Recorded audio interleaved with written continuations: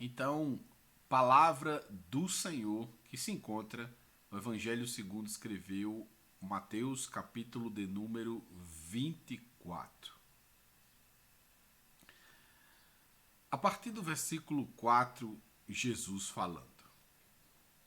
E Jesus, respondendo, disse-lhes: Acautelai-vos, que ninguém vos engane. Porque muitos virão em meu nome, dizendo, eu sou Cristo, e enganarão a muitos. E ouvireis de guerras e de rumores de guerras. Olhai, não vos assustei, porque é mister que isto tudo aconteça. Mas ainda não é o fim.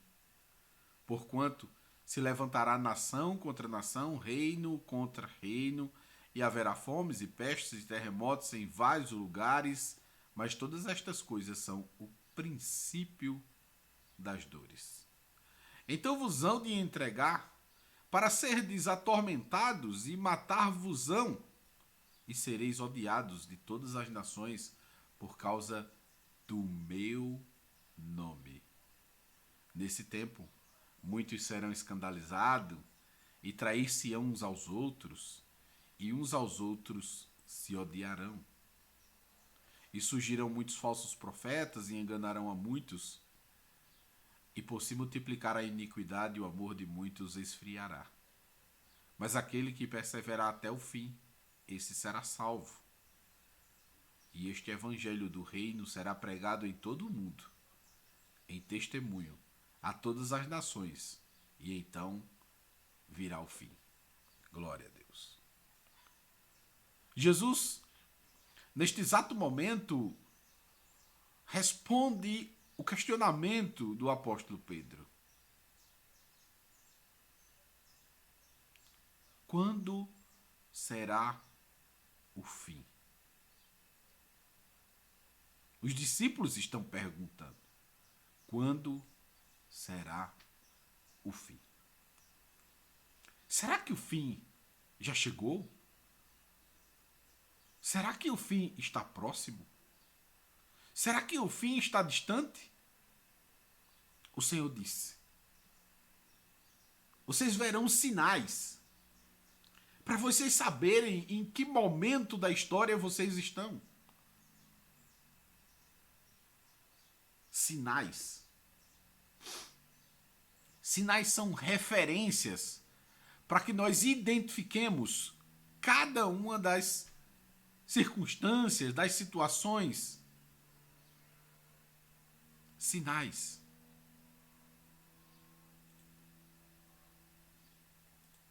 São importantes. Sinais são extremamente importantes para que nós identifiquemos. Para que nós identifiquemos o que está acontecendo,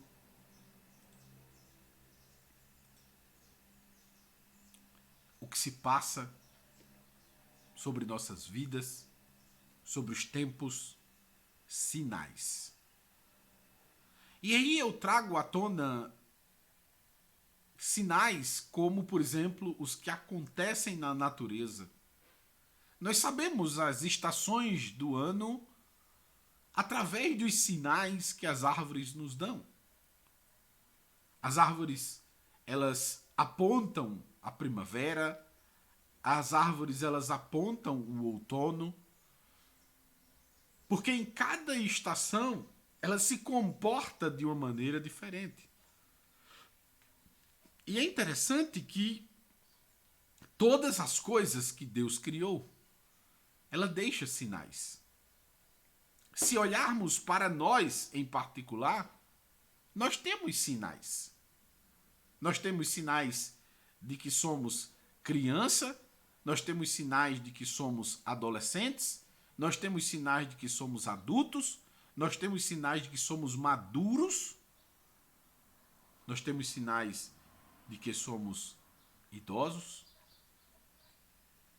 e nós temos sinais de que os nossos dias estão bem próximos de findar. Nós temos sinais para todas as coisas. sinais. E é justamente sobre esses sinais que o Senhor comenta aqui no final das coisas. E o que é particular neste texto é que ele diz: alguns sinais que vocês verão ainda não é o fim, é o princípio das dores. É só o princípio. Não chegou a dor ainda. Não. É só o princípio das dores.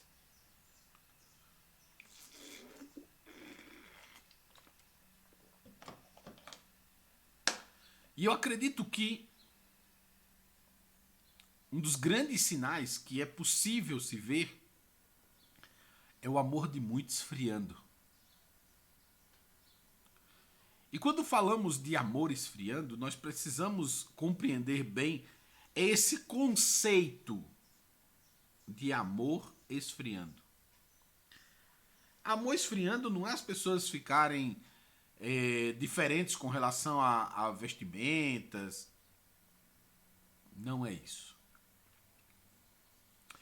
O amor esfriando é quando você olha para essa geração e ela não tem a capacidade de levar em consideração aquilo que elas propagam, aquilo que elas declaram com sua boca. Quando nós falamos de amor, nós falamos de entrega. E é aí onde é o primeiro erro dessa sociedade atual. Ela não compreende o que é amor. Amor não é um sentimento. O amor de muitos esfriou. Não. O amor esfriou é uma expressão que se dá ao comportamento que essas pessoas estão tomando. Porque quando nós olhamos falar sobre o amor de Deus, nós percebemos que o amor é uma atitude, é uma ação. Porque Deus amou o mundo de tal maneira que deu o seu Filho unigênito para que todo aquele que nele crê não pereça, mas tenha vida eterna. Então ele deu. Logo, o amor tem uma ação. E aí, nesse sentido, nós percebemos que este amor que esfria é justamente o amor que falta ações, que falta atitudes, que falta comportamentos, que faltam posicionamentos. O amor de muito esfriou porque muitos já não fazem o que faziam antes, já não agem como agiam antes, já não defendem como defendiam antes, já não se posiciona como se posicionava antes. Isso é o amor de muito esfriando.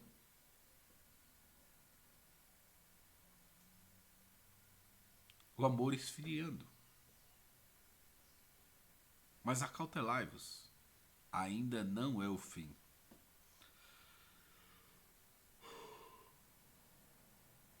É apenas o princípio das dores. Jesus, nesse exato momento aqui, está falando do começo da grande tribulação, o que ia acontecer. O princípio das dores é mencionado pela palavra justamente por um período em que Israel vai passar momentos de extrema dor em sua jornada. E claro, é quem mais vai sofrer neste período. Talvez você cristão que já ouviu falar da grande tribulação, talvez você venha pensar que vai sofrer, e realmente, se você passar pela grande tribulação, eu sou bem claro que você realmente vai sofrer, e não pouco, mas muito. Mas não tanto quanto os israelitas, não tanto quanto o povo de Israel, o povo judeu. Até porque este período o Senhor separou para corrigir o seu povo escolhido. E aí nós estamos dentro desse contexto da história como os abençoados, como aqueles que foram trazidos de fora, porque não somos judeus, mas podemos fazer parte deste momento, que é justamente o momento da igreja. E fazendo parte do momento da igreja, logo nos tornamos israelitas, povo de Deus. Porque a própria palavra nos garante que nos tornamos a partir do momento que aceitamos a Jesus. E deu-nos o direito de sermos feitos filhos de Deus. Logo, se deu-nos o direito é porque nós não tínhamos o direito. Agora nós temos o direito. Então, através de Jesus, nós nos fazemos judeus. E logo, trazemos sobre nós as bênçãos que o Senhor tem para o seu povo. Neste ponto, nós percebemos que Deus abriu as comportas dos céus para nos abençoar de uma maneira sobrenatural. Mas que esta filiação, ela nos cobra comportamento, ela nos cobra vida, ela nos cobra atitude. Jesus fala sobre isso. Quando ele está falando sobre Nicodemos, ele está falando sobre a vida do salvo. Porque Nicodemos pergunta: Senhor, o que é que eu faço para ser salvo? E quando ele conclui dizendo que o amor de Deus enviou ele ao mundo para ser salvo pelo mundo, ele conclui no versículo 16: porque os que creem em mim já estão salvos, e os que não creem já estão condenados. Mas ele conclui dizendo o comportamento de cada um. Porque os que creem permanecem na luz. E o que é permanecer na luz? É justamente esse comportamento de quem crê em Jesus. É andar como ele andou, é escolher o que ele escolheria em nosso lugar. E aí é interessante, se você não tem noção sobre isso, eu indico a você um livro muito interessante que eu li no começo da minha fé e eu recomendo.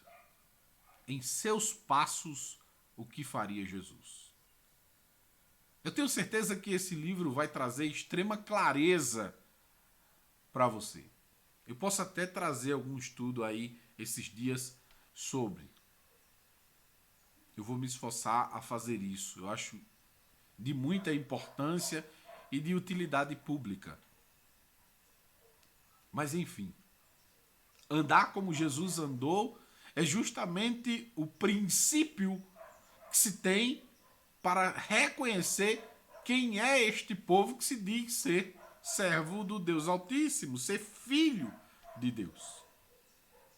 Esse comportamento é importante, porque é isso que nos denomina cristãos. É o comportamento como Cristo. Logo, se o amor de muitos esfriou, é porque esse povo deixou de se comportar como Jesus se comportaria em seus lugares. E isso serve para todos nós avaliarmos de uma forma simples como é o seu comportamento, como são as suas escolhas, onde é que você anda, com quem é que você anda. Será que Jesus faria o que você está fazendo? É bem simples de avaliar isso. E essa avaliação não pode ser eu sobre você, tem que ser você sobre você mesmo, porque você é quem está com você o dia inteiro, você é que está com você em todos os lugares. Essa autoavaliação e reflexão, ela é importante para que você se mantenha no caminho, porque talvez você esteja com medo das pessoas te julgarem errado. Mas fica tranquilo. É bem simples, você pode se auto-julgar. Isso é uma virtude. Porque na maioria dos casos as pessoas não sabem se julgar, elas sabem julgar os outros como ninguém, mas a si próprio. E aí é interessante porque quando nós olhamos Jesus falar sobre os finais dos tempos, nós observamos que dentro desse contexto nós temos uma avaliação de julgamento. Porque ele diz assim: acautelai-vos que ninguém vos engane. Logo, se eu tenho que prestar atenção para que ninguém me engane, eu tenho que julgar. Como é que eu vou julgar se alguém vai me enganar ou não?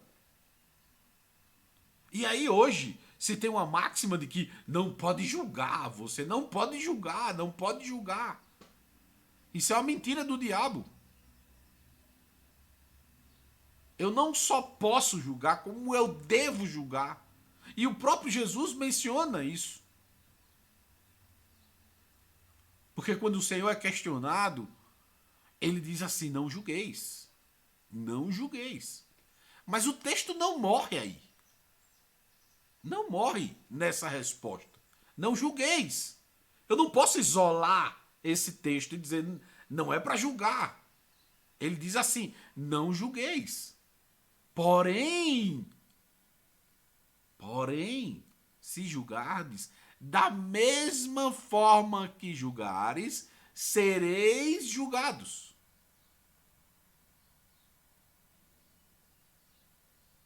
Então ali ele está falando aos fariseus que estavam julgando com uma medida de injustiça. Então ele estava chamando a atenção, não julgar desse jeito.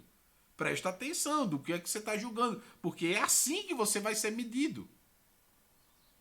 É assim que você vai ser medido. E ele fala justamente de tirar a trave do olho. É auto-julgamento, é o mais importante de todo. É o auto-julgamento. Tira a trave do olho. Do teu olho. Não do olho do teu irmão, do teu olho. Mas ao mesmo tempo, ele fala que acautelai-vos, que ninguém vos engane. Logo, eu preciso julgar nesse momento para saber se alguém está querendo me enganar ou se está me enganando. Eu preciso julgar. E aí, se eu tiro de contexto essa ideia de julgamento, logo eu fico vulnerável. Ficando vulnerável, não posso avaliar, não podendo avaliar, eu vou ser facilmente enganado. Então, cuidado essa história de que não julgue, porque isso faz parte dos sinais dos últimos tempos. É muito fácil pegar um povo que não julga. E eu não tenho problema nenhum. Uma parte da minha família não é cristã. Se denomina cristão por serem católicos, mas os seus comportamentos, infelizmente, não condizem com o cristianismo. E muitas vezes eu fui abordado com relação ao julgamento. E todas as vezes que eu sou abordado com relação ao julgamento, eu sou bem enfático. Nesse texto que Jesus diz. Da mesma maneira que eu estou medindo vocês, que eu estou julgando vocês, julguem a mim. E aí eu pego justamente a palavra de Deus e digo: pela palavra eu julgo vocês. E pela palavra eu quero ser julgado. Pela palavra de Deus eu quero ser julgado. Podem me julgar. Fiquem à vontade de me julgar pela palavra. Não tem problema. Eu só não quero que me julguem com injustiça. Mas com a palavra, fiquem à vontade. Porque essa é a medida com que eu julgo. Então Jesus diz: da mesma maneira que medires, serás medido. É a mesma régua. A minha régua é a palavra de Deus. Então podem me medir com a palavra de Deus, não tem problema. É a justa régua. Não tem problema. Se estou errado, me corrijo. Porque o que nós devemos entender, se a palavra nos menciona, se a palavra nos mostra que precisamos corrigir, logo precisamos corrigir. E é justamente para isso que precisa do julgamento. Como é que eu sei que estou errado se eu não posso julgar? Como é que eu posso corrigir o meu irmão se eu não sei o que é certo ou o que é errado, ou se eu não posso julgar? Logo, não podendo julgar, eu não posso nem ajudar o meu irmão. Então, cuidado, acautelai-vos, que ninguém vos engane. Porque isso é apenas o começo das dores que estão por vir. Porque muitos virão em meu nome, dizendo: eu sou o Cristo, e enganarão a muitos. Então, quando nós perdemos o senso de análise e nós não compreendemos bem a régua, fica difícil de avaliar as coisas. Fica difícil de avaliar as coisas. Então é muito importante saber que nós estamos muito próximos do fim. Nós estamos muito próximos do fim. Por quê? Porque o amor de muitos esfriou.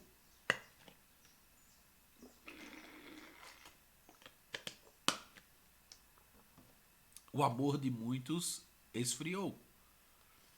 A relativização hoje é algo muito notório, facilmente observado. A relativização do evangelho. Não, porque o evangelho hoje pode todas as coisas. E realmente, o evangelho pode todas as coisas. Mas o apóstolo Paulo trouxe referências sobre todas as coisas. Quando ele diz, todas as coisas me são lícitas, mas nem todas me convêm. É sempre bom compreender todo o contexto da palavra para que você fique mais inteirado e possa ter um senso de julgamento muito mais apurado, muito mais refinado. E quanto mais conhecimento você tem acerca da palavra, mais capacidade de julgamento você terá e, claro, mais responsabilidades também. Mais responsabilidades também. Então é muito importante saber que nós temos uma medida para medir com justiça e com equidade, que é a palavra de Deus. Foi justamente isso que Deus nos proporcionou, de termos uma medida. Seria muito difícil construir uma casa sem ter habilidade, sem ter trabalhado antes com aquele tipo de ofício e simplesmente ter que fazer aquilo e ainda sem instrumentos. Porque mesmo que sejamos leigos, se nós usarmos o prumo, o nível e a linha da forma correta, certamente faremos um trabalho ali bem parecido do profissional, porque iremos seguir métricas que são importantes para uma construção bem feita. Então essas ferramentas de medida, elas são importantes para que nós possamos saber como as coisas se fazem alinhadas, aprumadas, como a gente chama no popular. Como é que a gente apruma a nossa vida? Pelo prumo, que é a palavra. Como é que a gente alinha as nossas vidas? Pela linha reta, que é a palavra de Deus.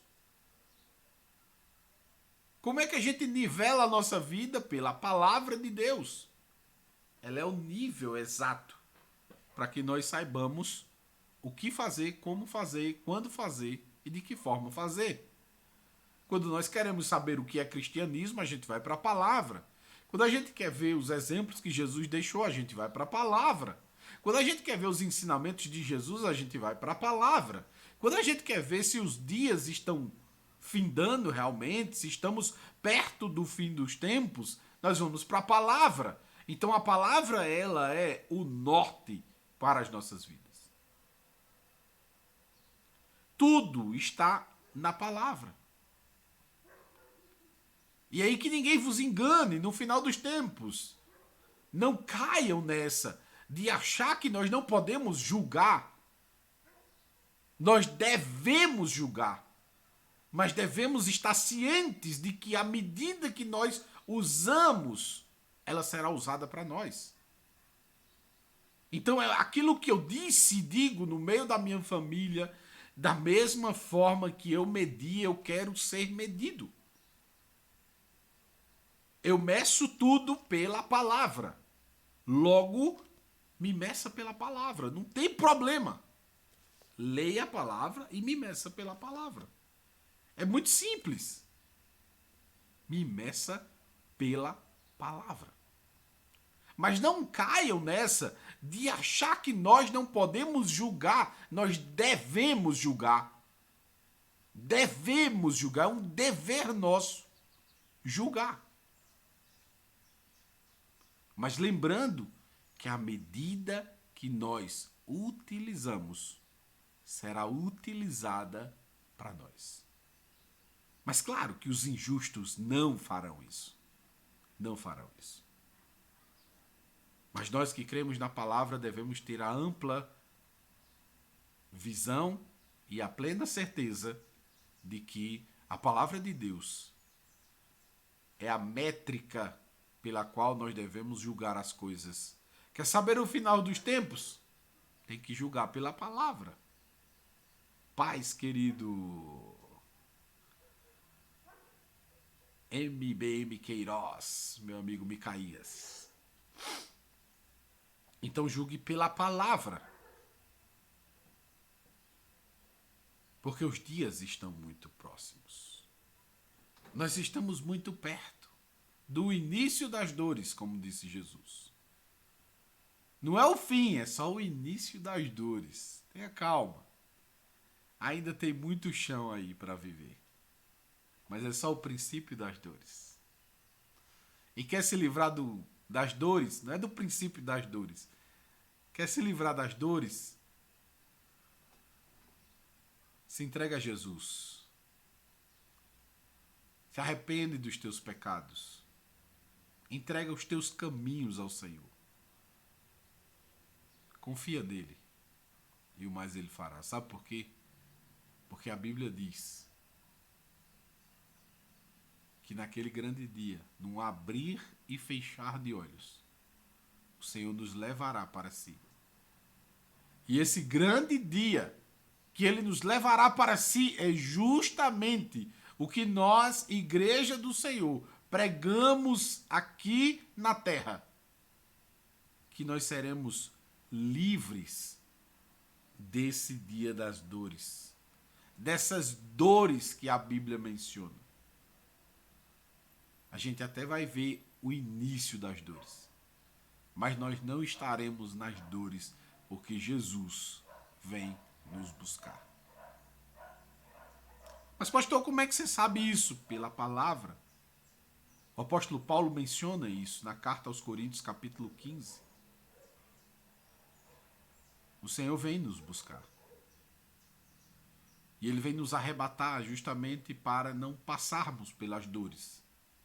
Porque este é o presente, é a dádiva que ele traz para a igreja. E é por isso que no início eu disse que essas dores não é para o mundo, é para Israel. É para ajuste de contas com Israel. Por isso eles que vão sofrer muito mais.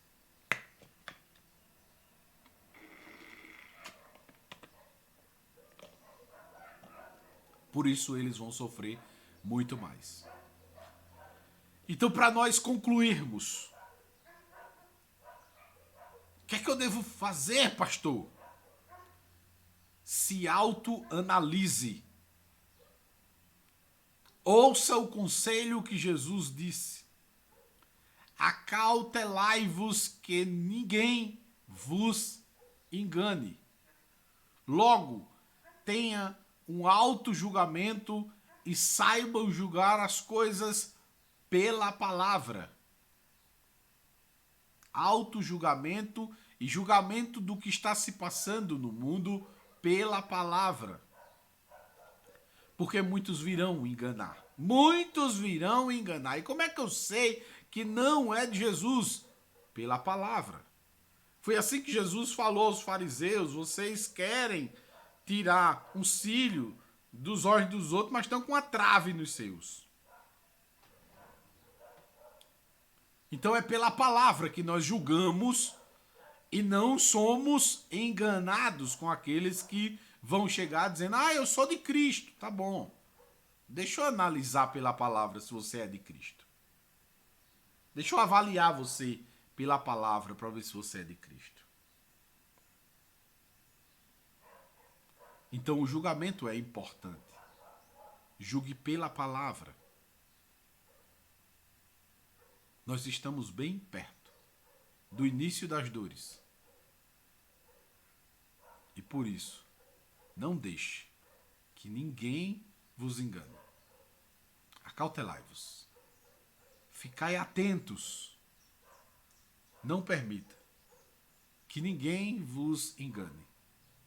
A palavra de Deus é a medida correta e coerente para você saber o que está certo e o que está errado. Não permita que ninguém te engane. Não caia nessa lábia do diabo de dizer que você não pode julgar. Você deve julgar. Mas julgue corretamente, pela palavra de Deus. Amém? Deus abençoe. Que Deus te ajude nesta jornada. Que Deus estenda as mãos e te dê sabedoria de julgar as coisas pela palavra. Mas fique atento. Pela palavra. Pela palavra. Essa é a forma correta e coerente de se julgar as coisas. Pela palavra. Mas ninguém te engane dizendo que você não pode julgar. Você deve julgar. Se você perde o senso de julgamento, acabou para você. Acabou para você. Então, não deixe que vos engane. Não deixe que vos engane. Meça pela palavra e queira ser medida pela palavra. Louvado seja o nome de Jesus, porque aqueles que não estão no Senhor, eles não querem ser medidos pela palavra. A Xuxa não quer ser medida pela palavra. Não quer. É tanto que ela quer mudar aí a palavra de Deus. Porque ela quer um julgamento segundo o olhar dela, não segundo o olhar de Deus. Então, cuida que os dias são maus, mas o Senhor é bom em todo o tempo. Glória a Deus. Que Deus abençoe a sua vida, que Deus estenda as suas mãos poderosas e te abençoe, não só a você, mas a toda a sua família, em nome de Jesus. Que a graça de nosso Senhor Jesus, o amor de Deus nosso Pai e as doces consolações do Santo Espírito seja com todo o povo de Deus, hoje e para todo sempre. Amém. Glória a Deus. Glória seja dada ao nome de Jesus.